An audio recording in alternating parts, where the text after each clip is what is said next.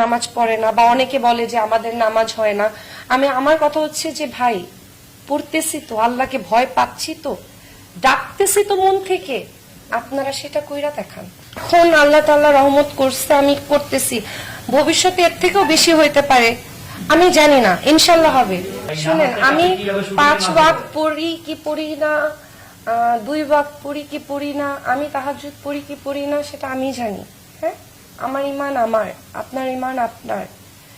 আপনি জানেন না কে নামাজ পড়ে কে পড়ে না। বাংলাদেশের যে সব থেকে বড় ভিলেন নিশা সওদাগর, সে নিজে 5 ওয়াক্ত নামাজ পড়ে, সে তাহাজ্জুদ নামাজ পড়ে।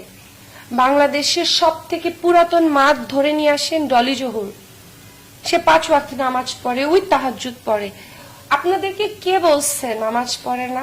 অনেক নায়করা আছে, রাশি সীমান্তকে দেখেন আপনারা, সে নামাজ পড়ে। কে বলছে আপনাদেরকে যে মানে যারা মিডিয়াতে কাজ করে তারা নামাজ পড়ে না, বা অনেকে বলে যে আমাদের নামাজ হয় না। আমার কথা হচ্ছে যে ভাই, পড়তেছি তো, আল্লাহকে ভয় পাচ্ছি তো, ডাকতেছি তো মন থেকে, আপনারা সেটা কইরা দেখান। আচ্ছা, যারা অভিনয় করে তাদের মধ্যে আপনিও একজন অন্যতম। আপনার হিজাব নিয়ে সোশ্যাল মিডিয়াতে অনেক ধরনের কটূক্তি হয়, আপনাকে নিয়ে ব্যঙ্গও করা হয় যে আপনি একদিকে অভিনয় করেন, অন্যদিকে হিজাব করেন, এটা আপনার অনেকটা লোক দেখানো। তাদেরকে আপনি কি বলতে চান? তাদের যদি মনে হয় আমি লোক দেখানোর জন্য হিজাব করি, তাহলে আপনারাও লোক দেখানোর জন্য হিজাব করেন।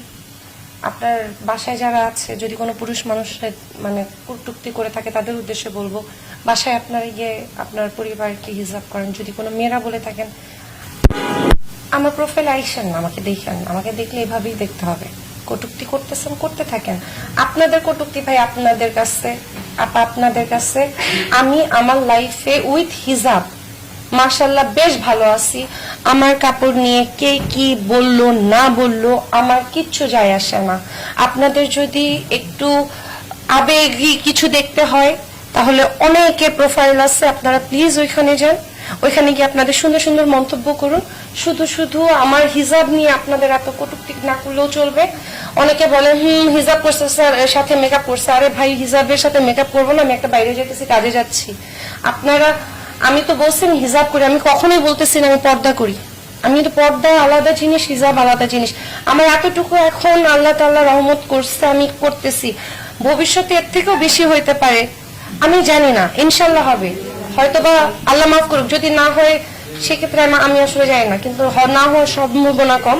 সো যারা মন্তব্য করে তাদেরকে মন্তব্যের ঘরে ছেড়ে দেন। আমার আসলে ড্রেস নিয়ে কথা বা হিজাব নিয়ে কথা, কিন্তু আপনার হজ নিয়ে অনেক জায়গায় কথা হয় যে আপনি হজকে সামনে রেখে বা হজের বিষয়টাকে কথায় রেখে, সামনে রেখে আপনি নানা ধরনের মানুষের সিম্পথি নেওয়ার চেষ্টা করেন।